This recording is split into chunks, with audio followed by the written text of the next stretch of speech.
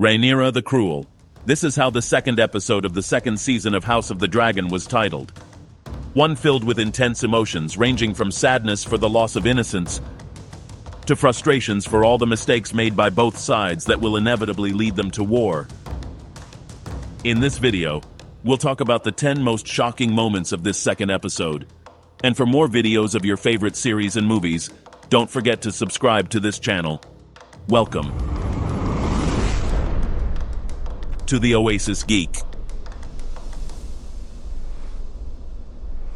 Before we continue with this video, I invite you to participate in our new House of the Dragon giveaway, in which we are offering a Funko Pop of one of the characters from the House of the Dragon.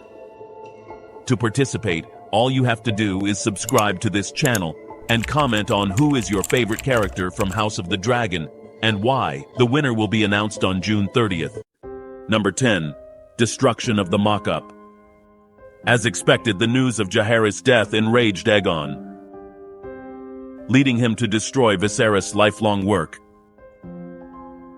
the miniature city of Old Valyria. Throughout the episode, Egon was raging, then sad, then raging again, much like what the books explain about this moment. The most important thing about this moment is not that he destroys the Mockup, but rather what this action represents. Viserys is known for having kept his reign in constant peace, but he was also seen by some people as a weak king. In this second episode, we could see on several occasions how Egon specified that he does not want to be seen as a weak king, as he does not want to be like his father. The fact that Egon destroys that Mockup makes it clear that what is to come will be something completely different from what we saw with King Viserys, his father. Egon has no control over his emotions or his impulses, and this can lead him to make many mistakes like the ones we will mention later on. Number 9. Jeris' Funeral. Although Queen Helaena and Alicent were against it, the body of the little prince was exposed in a funeral procession as a military strategy, because by victimizing the crown, they could change the opinion of the people, so that those who still support Rhaenyra would have a compelling reason to change their minds, and thus turn against her. This was a coldly calculated move by Otto Hightower, and it is truly an excellent idea to win the favor of the people. Everyone started to see Rhaenyra as a cruel tyrant, calling her Rhaenyra the Cruel. Number 8. Egons Revenge. As we could see, the usurper king will not stand idly by. Unlike his father Viserys, who prioritized peace above all things, Egon wants revenge and bloodshed, and on most occasions without thinking strategically first. When he gets the news that Blood was caught, the first thing he wanted to do was to end Blood's life himself. But Sir Kristen stops him, and Otto suggests that they get information out of him first. Blood, when he sees that they brought torture tools, he immediately confesses that Damon hired him, and mentions that he had an accomplice with him, the Rat Hunter. Once Egon realized he told them everything, he took pleasure in taking revenge against Blood with his own hands. But since they didn't know who the Rat Hunter that Blood told him about was, Egon ordered to finish off all the Rat Hunters and had them exposed in the streets. Otto, annoyed, told him that this act destroys his strategy to win the people's favor. Number 7. Kristens Hypocrisy.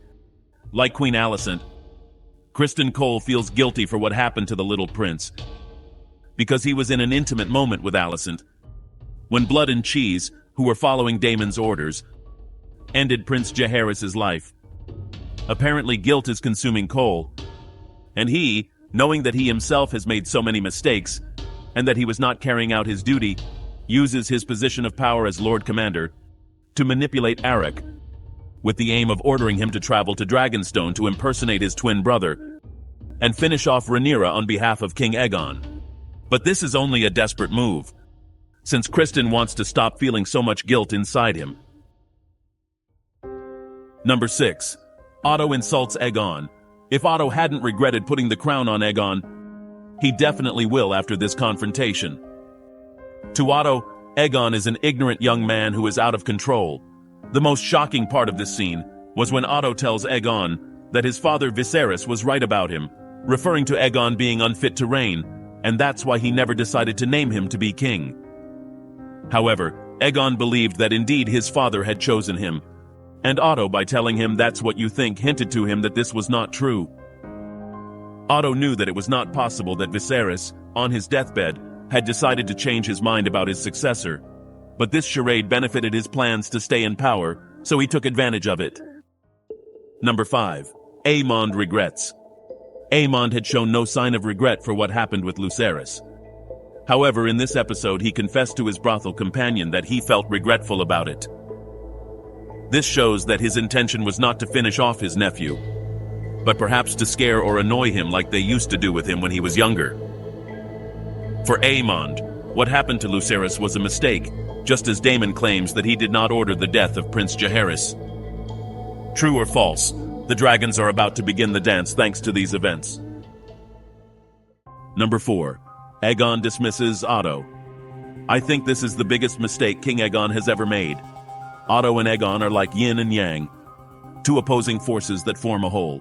But for Egon to have a better chance of winning this war, he needs someone like Otto by his side, so that he can guide him to make strategic decisions, rather than being guided by his impulses. But Egon does not want to be manipulated as Otto did with his two predecessors, as he thinks his father was a weak king, so he decides to name Ser Kristen as his new hand.